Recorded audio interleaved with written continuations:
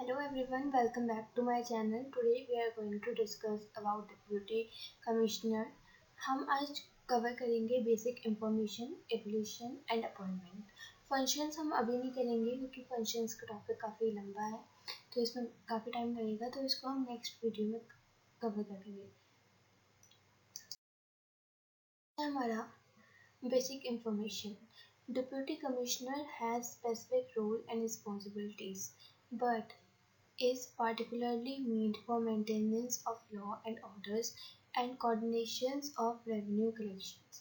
तो बेसिकली हमारे यहाँ पे बोला जा रहा है कि जो डिप्यूटी कमिश्नर है उसके काफ़ी सारे रोल्स हैं, काफ़ी सारी रिस्पॉन्सिबिलिटीज़ हैं, बट जो उसका मेन फंक्शन है ना वो है maintenance of law and order and coordination of revenue collection. ठीक है, लॉ एंड ऑर्डर्स को मेंटेन करना और रेवेन्यू कलेक्ट करना. District has always been placed under the charge of a district officers known as deputy commissioner or district magistrate और collector. तो जितने भी डिस्ट्रिक्ट होते हैं ना हमारे, तो वो आते हैं किसके अंदर, एक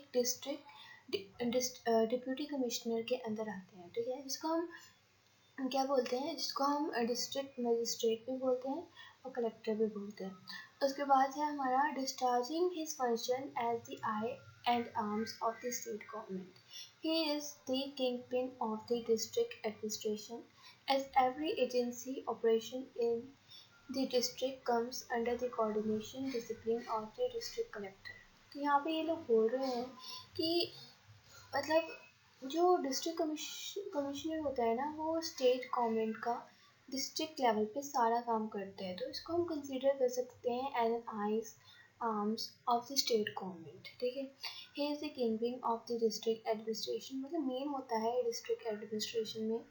as every agency operation in the district comes under the coordination discipline of the district collector.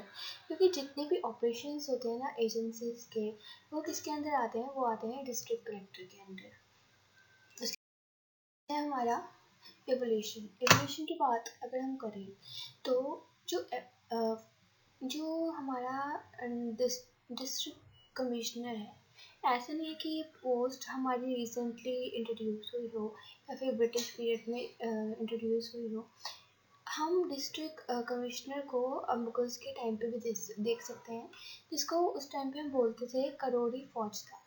ठीक है, ये नेम से उसको बोला जाता था. बट जैसे जैसे मुगल्स का पीरियड डिक्लाइन हुआ, तो वैसे वैसे जो ये पोस्ट थी ये भी डिक्लाइन हो गई. ठीक है, उसके बाद जो हमारे पास प्रेजेंट जो हम डिस्ट्रिक्ट कमिश्नर जो प्रेजेंट मशीनरी है ना जो वर्क परफॉर्म करती है. ठीक है, ये मशीनरी हमने ली है ब्रिटिश पीरियड के टाइम से. ठीक है, तो वैरन हेस्टिंग्स थे हमारे, जिन्होंने फर्स्ट टाइम इस पोस्ट को इंट्रोड्यूस किया था ब्रिटिश पीरियड में इन 1772. लेकिन उस टाइम जो इसके फंक्शंस थे ना वो काफ़ी लिमिटेड थे. लेकिन इसको 1773 में इस पोस्ट को इसको अबॉलिश कर दिया गया. उसके बाद 1781 में इसको रिस्टोर किया गया. Finally in 1786 a rational scheme was adopted according to which districts were organized into a regular physical unit each under a collector. ठीक है, उसके बाद 1786 में क्या हुआ कि एक रैशनल स्कीम इंट्रोड्यूस की गई, मतलब अडॉप्ट की गई. उसमें क्या था कि जितने भी डिस्ट्रिक्ट थे ना, जितने भी डिस्ट्रिक्ट थे वो आए डिस्ट्रिक्ट कलेक्टर के अंदर. The office was meant to achieve the peculiar purpose of collecting revenue and of keeping peace besides supervising general administration in the district. ठीक है, तो इसको इंट्रोड्यूस किया गया था केवल और केवल दो कामों के लिए. एक था कलेक्शन ऑफ रेवेन्यू और एक था पीस को मेंटेन करने के लिए. लेकिन इसका डिस्ट्रिक्ट एडमिनिस्ट्रेशन से कोई लेना देना नहीं था. उसके बाद under the regulation of 27th June 1787, the collector was vested with the powers of judge and magistrate. With 27 जून 1787 को क्या होता है कि जो हमारा कलेक्टर था उसको दो नई पावर दी जाती है, एक तो जज की और एक मैजिस्ट्रेट की.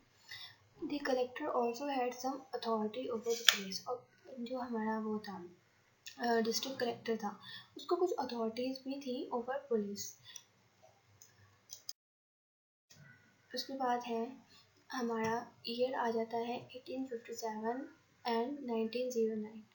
Witness a strong concentration of powers in the hand of collectors. ठीक है, तो 1857 और 1909 के बीच में एक बड़ी पावर दी जाती है डिस्ट्रिक्ट कलेक्टर्स को. Thus, under the British, the collector was an extremely powerful officer, and his glory and authority resembled that of king. The district collector was a member of the Indian Civil Service. तो British के time पे हम देख सकते हैं कि जो हमारा डिस्ट्रिक्ट कलेक्टर है उसके पास काफ़ी बड़ी पावर्स आती हैं. और ये जो हमारा डिस्ट्रिक्ट कलेक्टर होता था ना, ये मेंबर होता था इंडियन सिविल सर्विस के. जो आज के टाइम पे IAS है, इसको हम पहले बोलते थे इंडियन सिविल सर्विस, और उसका ये एक मेंबर होता था. इसमें जो नेटिव्स होते थे वो अलाउड नहीं होते थे, लेकिन बाद में क्या कर दिया गया, बाद में जो नेटिव्स हैं उनको भी इसमें इंक्लूड किया गया थ्रू द एग्जामिनेशन. उसके बाद है even after independence the district continued to be the unit of administration. The role of the district collector remained largely unchanged, except for separation of the most judicial power to judicial officers of the district. Later, with the promulgation of the National Extensive Service and Community Development Program in 1952, the district collector was entrusted with the additional responsibility of implementing the government's development programs in the district. तो जब हमारा independence आता है तब भी इसकी जो powers होते हैं उसमें काफ़ी सारे चेंजेस नहीं देखने को मिलते हैं. ठीक है, बल्कि इसमें एक न्यू चीज़ ऐड की जाती है कि हमें हमारे जो डेवलपमेंट प्रोग्राम्स होते हैं इंडिपेंडेंस के बाद, ठीक है, उसकी रिस्पॉन्सिबिलिटीज़ दी जाती है हमारे डिस्ट्रिक्ट कलेक्टर को.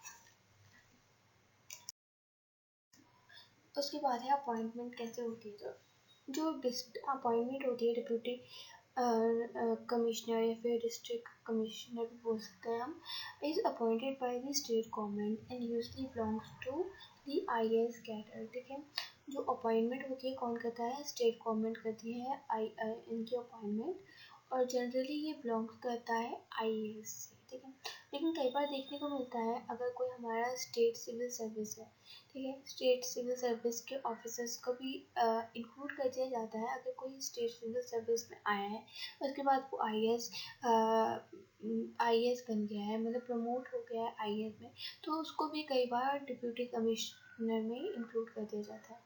उसके बाद है generally DC is appointed for a period between 3 to 5 years. Generally क्या देखा जाता है कि जो हमारा डिप्यूटी कमिश्नर होता है वो 3 से 5 साल के लिए अपॉइंट किया जाता है, लेकिन कई बार पॉलिटिक्स के चलते इनका जो ट्रांसफ़र है वो बहुत ज़्यादा जल्दी हो जाता है. तो अगर ये वीडियो आपको पसंद आई हो तो please subscribe my channel. Functions हम बाद में करेंगे, इसके नेक्स्ट वीडियो कल तक आ जाएगी.